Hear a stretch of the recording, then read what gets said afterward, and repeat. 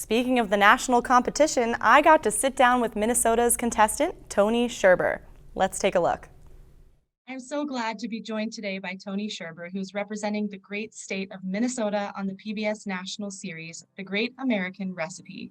Thank you for hopping on with me today, Tony. Thank you, Ashlee. It's a pleasure to be here.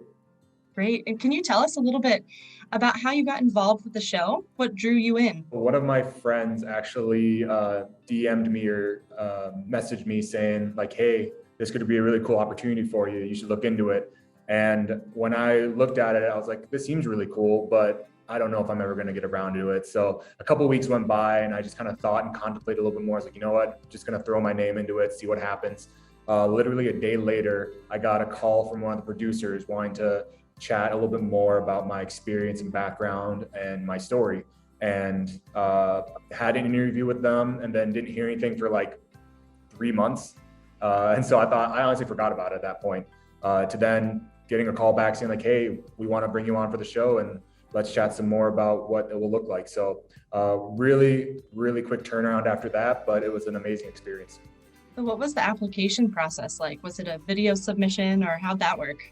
Yeah, they ask you some typical questions, you know, like how long have you been cooking? Do you have any culinary backgrounds? Because this show is about home cooks. They didn't want to have anyone to have an upper leg on anything. But, you know, they just ask some more of the questions like, what's your social media background? Do you like to post things about food? Do you like to share food? What's your story? What makes you unique? And along with that came a video submission to talk a little bit more about like what makes you stand out to be on the show. Especially with such a unique storyline of being, you know, multicultural and having a lot of different backgrounds and a lot of different stories. They want to make sure that they choose the right individuals, and I think they really did with this first season. I'm excited to see it just based off of the promos. It looks like there's going to be a lot of good recipes involved there. Definitely. People itself is the biggest thing that you take away from it, is the stories behind everyone and how they are all intertwined with one thing, and that's food. Yeah, well, speaking of food, tell us a little bit about your culinary background and what does food and sharing experiences related to food really mean to you? Yeah, so I definitely am someone that just loves to be able to share my food and my story with other people. More times than not, that's going to be the thing that I'm going to bring to the table whenever we get together as friends or families. Like, all right, what can I bring? What can I cook? Because that's kind of like my unofficial love language, if you will. So being able to share my food with other people and share my story, being a Korean adoptee, I know there's a lot of other people out there that were adopted as well that may have similar backgrounds and similar journeys of trying to figure out, you know, who they are in comparison to their culture and heritage. And so being able to be on a platform like the Great American Recipe Show allowed me to share my story, to be able to connect with other people's and be a pillar stone for other Koreans. What are some of your favorite Korean recipes that you make? You know, I enjoy a lot of different things, from the classics that you normally see at Korean barbecue. So like bulgogi, I like to make homemade mandu, which are pot stickers. Kimchi fried rice. I'm just a big fan of kimchi in general. Tteokbokki, which is like a rice cake noodle dish. And then, you know, a lot of different things like kimchi jjigae, which is a different type of kimchi soup stew, and then a lot of different things. So you know, the options are very endless, but usually when I'm cooking for other people that are maybe not as aware of what Korean culture is or Korean food is, I usually stick to the classics, Korean barbecue, whether it's, you know, the bulgogi, kalbi, the dumplings, and the kimchi fried rice. Sounds delicious. I'm getting hungry just listening to you. So this station, WDSC WRPT, is premiering our own show, The Great Minnesota Recipe.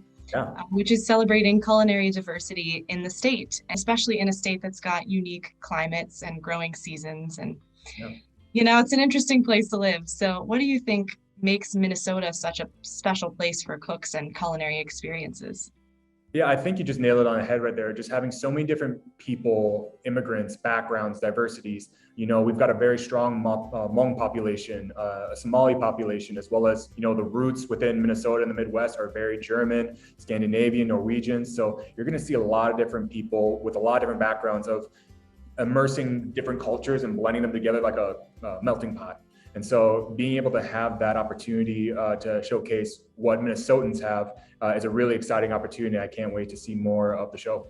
Part of what we explore in this show is going to be the immigrant experience coming to Minnesota with these diverse culinary traditions and how you adapt to this landscape and these resources. Have you done any experimenting with your Korean recipes to kind of key them into Minnesota? Yeah, definitely. I mean, obviously in the Midwest, we're very meat and potatoes. We definitely love to have those accompanied with some sort of like vegetable inside. But for me, I definitely take a lot of Korean influence. And, as much as there's Asian fusion, I definitely take those into consideration when I'm making my Korean food. So I love making Korean tacos with Korean ingredients like gochujang and gochugaru. To the staples like you would normally see with the sweet and salty components within the soy sauce, sesame oil. So being able to like have my own twist and flair that you wouldn't normally see in Korean food, but be able to bring that to the table and show my friends and family and other people is something that I'm always excited to do. So the show, The Great American Recipe, premieres June 24th. What can viewers expect when they tune in? I think they can expect a very heartwarming, deeply rich type of show that embodies and encompasses culture, diversity, as well as just the home cooks. None of us are trained professionals. We all have different jobs that we do from our 9 to 5s. And what really makes it constant, though, is the food and the cooking that we had. To be able to have those recipes shared from family members, mothers, grandmothers, great grandmothers, et cetera, grandpas. It allows us to have our stories be shared so that way other people can connect with us through this platform and through the show. What advice would you have for budding cooks that are trying to get into their culinary experience? Just keep practicing in the kitchen. I mean, that was the biggest thing for me. I always was around the kitchen, but I really started practicing more and just testing things out and just seeing what would stick. So for those that are really trying to, make it in the industry or just trying to be better home cooks, practice makes perfect. Always ask for constructive criticism to help you get better within your craft, as well as other people that are in the industry. Those are some people that could definitely be helpful along the journey. But have fun. That's the biggest thing. Have fun.